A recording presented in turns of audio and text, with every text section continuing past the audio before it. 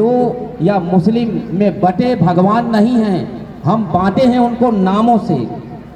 एक रसखान से एक रसखान थे कि उनको श्री कृष्ण से इतना प्रेम हो गया कि सब कुछ छोड़ करके चल दिए और तब तक चलते रहे जब तक कि उन्हें श्री कृष्ण ने स्वयं दर्शन आकर के नहीं दिया। तो यहाँ पर भगवान को हम बांटे ना, एक भगवान है, हम किसी नाम से उनको पुकारते रहें, लेकिन भगवान को न बांटें। हम इंसान का ही कार्य करें, भगवान को हम सब एक हैं, ये हम लोगों के अंदर भाव हो। मानने के तरीके अलग अलग है, कोई बात नहीं। आगे कार्यक्रम पर चलते हैं। बताओ कहाँ मिलेगा श्याम, बताओ कहाँ मिलेगा श्याम। रेडी। जय श्री श्याम।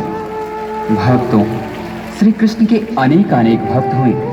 उन्हीं भक्तों में से एक नाम भक्त रसखान का भी आता है। 1558 ईस्वी दिल्ली में जन्मे सैयद इब्राहिम खान कृष्ण भक्ति की कविताएं लिखने के कारण कवि रसखान के नाम से प्रसिद्ध हुए। मुसलमान होते हुए भी कृष्ण भक्ति और उनके प्रेम की अविरल धारा प्रवाहित करने वाले रसखान के सवैये तो सचमुच रस के खान हैं। मानुस हों तो वही रस खाने, बसों ब्रज गोकुल गांव के ग्वारन।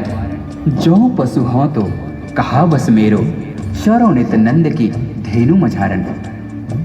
प्रस्तुत पंक्तियों में श्री रसखान जी ने मनुष्य और पशु हर जन्म में ब्रज भूमि में ही रहने की प्रार्थना की है। ऐसी क्या बात हुई जो कृष्ण की भक्ति रस में बहकर एक खान रस खान बन गया।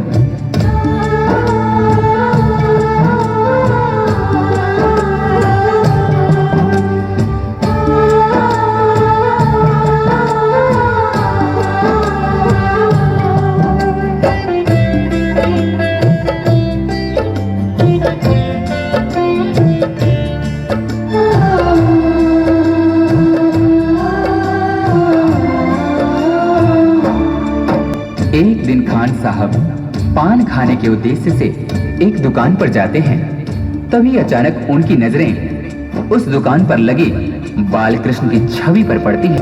उन्होंने उस पान वाले से पूछा, भाई ये नन्हा सा बालक कौन है जिसका इतना कोमल शरीर परंतु इसके पांव में एक जूते तक नहीं? ये जिस जमीन पर खड़ा है वो कितनी खुरदरी है। तभी पान वाले ने कहा, भाई खान साहब इसका नाम श्याम है और अगर इसके इतने ही फिक्र है तो आप ही इसके लिए जूते बना कर लाइए ना। ये बात खान साहब के हृदय को छू गई। फिर क्या था, दूसरे ही दिन हाथों में नन्हे श्याम के चरण पादुका लिए वे उसी पान वाले से पूछते हैं,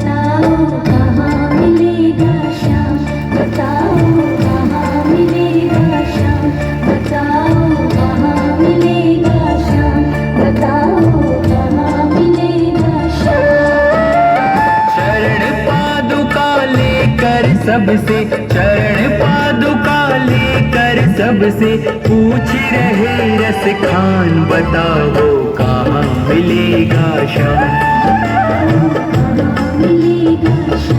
बताओ कहाँ मिलेगा श्याम।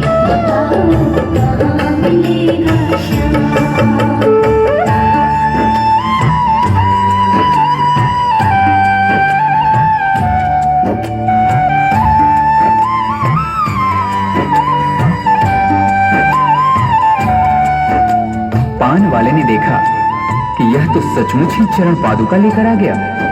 उसने अपना पल्ला झाड़ते हुए कहा, देखो भाई यह नन्हा बालक यहाँ तो तुम्हें नहीं मिलेगा, शायद कहीं और मिल जाए, जाकर किसी दूसरे से पूछते क्यों नहीं। उस नन्हे श्याम की सूरत को अपने दिल में बसाए खान साहब चल पड़ते हैं और रास्ते में आने जाने वाले हर व्यक्ति से पूछते हैं, वो नन्हा सा बालक है, सांवली सी सूरत है, बाल घुंघराले उसके, पहनता मोर मुकुट है।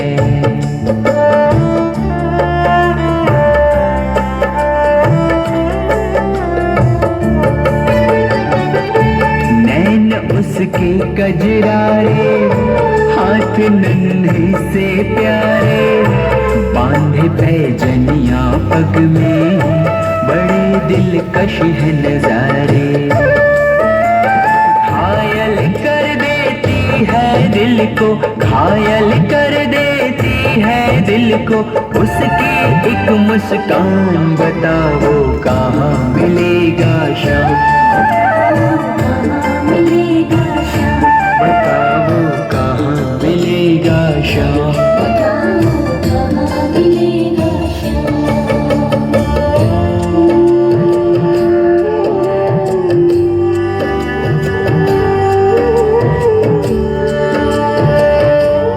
श्री कृष्ण ने देखा कि यह भक्त मुझे नन्हे श्याम के रूप में ढूंढ रहा है, वह तो मुझे इस रूप में पहचान भी नहीं पाएगा।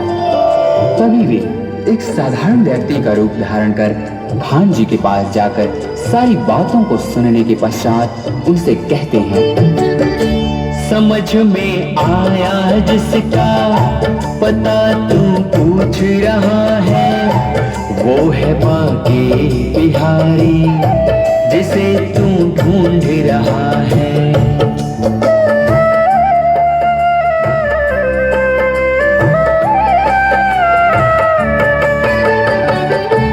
कहीं वो श्याम कहाता, कहीं वो कृष्ण मुरारी, कोई सांवरिया कहता, कोई गोवर्धन धारी। नाम हजारों ही है उसके, नाम हजारों ही है उसके, कई जगह में धाम, बताओ कहाँ मिलेगा श्याम, बताओ कहाँ मिलेगा श्याम।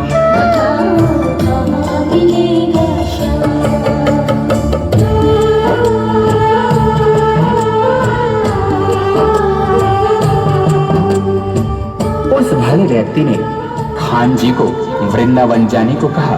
फिर क्या था, मानो मुसाफिर को मंजिल मिल गई हो। बिना खाए पिए लगातार चलते हुए खान साहब वृंदावन में कृष्ण के मंदिर तक जा पहुंचते हैं। पागलों जैसी हालत, हाथों में जूते लिए, अन्य समुदाय के होने के कारण मंदिर के पुजारियों ने उन्हें अंदर आने से मना कर दिया।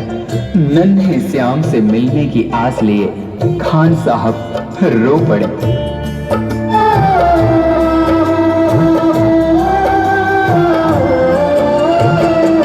मुझे ना रोको भाई, मेरी समझो मजबूरी, शाम से मिलने दे दो, बहुत है काम जरूरी।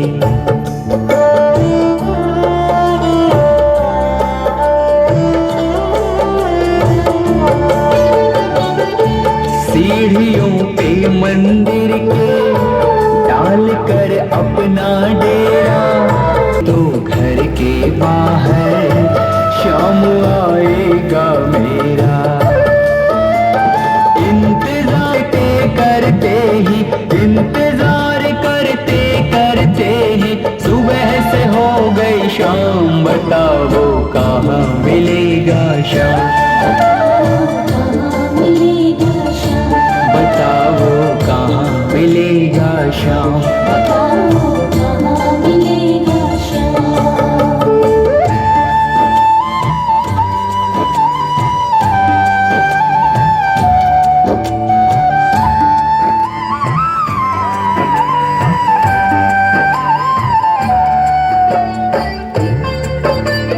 खान साहब के मन में नन्हे श्याम से मिलने की आस थी।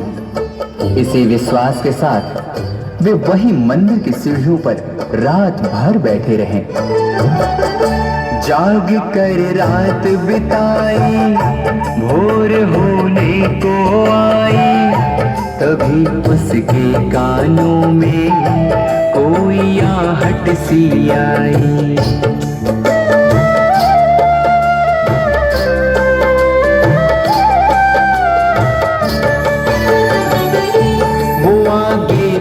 पीछे देखे, वो देखे दाएं बाएं, वो चारों ओर ही देखे, नजर कोई ना आए।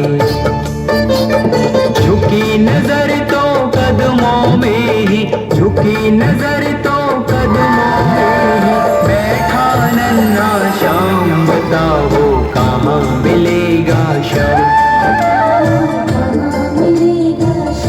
बताओ कहाँ मिलेगा श्याम।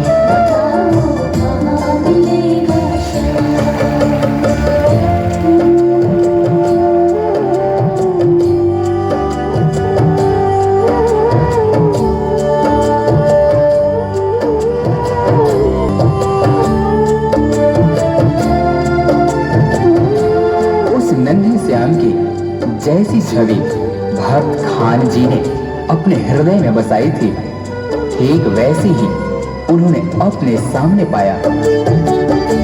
खुशी से गदगद होकर गोद में उसे उठाया, लगा करके सीने से बहुत ही प्यार लुटाया।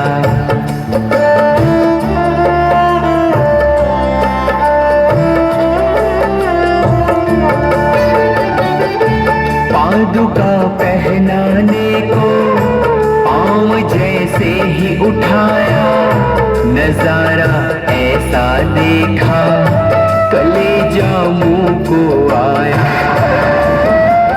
कांटे चुभ चुभ करके घायल, कांटे चुभ चुभ के घायल हुए थे नन्हे पाँव, बताओ कहाँ मिलेगा श्याम,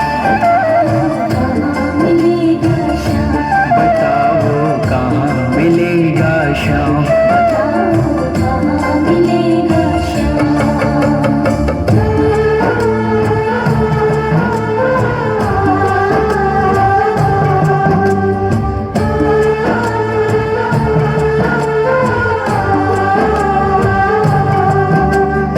खान साहब ने श्याम के घायल पांवों को देख रो रो कर उनसे कहा,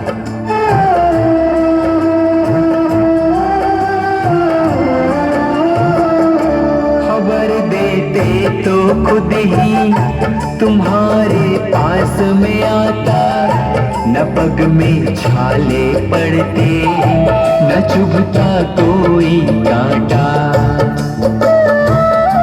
परंतु उस मूर मुकुटबंसी वाले ने मुस्कुराते हुए खान जी से कहा, छवि जैसी तू मेरी बसा के दिल में लाया, उसी ही रूप में तुमसे यहाँ मैं मिलने आया।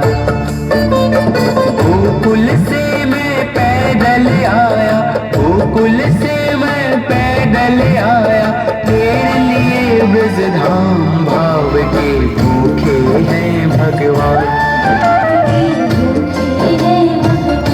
भाव के हैं भगवान।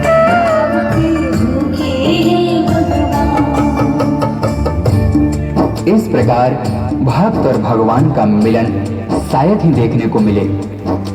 जाकी रही भावना जैसी हरि मूरत देखी तिन तैसी। कन्हैया ने कहा, हे भक्त, आपने मुझे बाल रूप में खाली पांव देखा था उन पथरीली रास्तों पर, तभी तो मैं उसी अवस्था में आपसे मिलने के लिए गोकुल से वृंदावन पैदल दौड़। आपके हाथों से चरण पादुका पहन मुझे त्रिलोक की सारी खुशियां मिल गईं। शाम की बातें सुनकर कभी वो हुआ दीवाना, कहा मुझको भी दे दो अपने चरणों में ठिकाना। तभी से खान जी श्याम नाम के भक्ति रस में ऐसे डूबे कि उन्हें रस खान के नाम से जाना गया।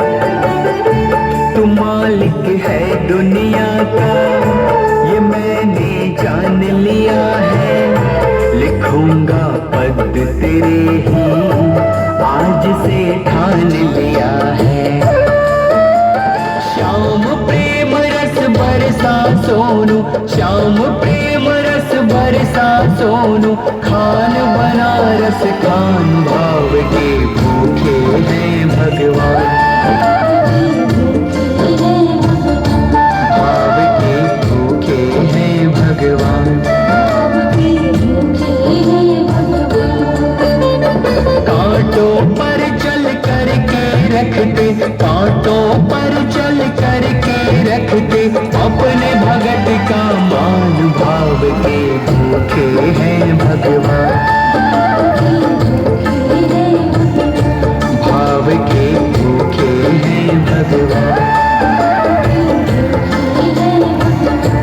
भाव के भूखे हैं भगवान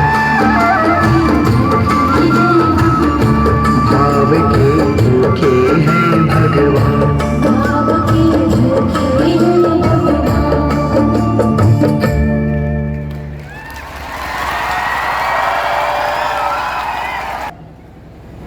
कि हम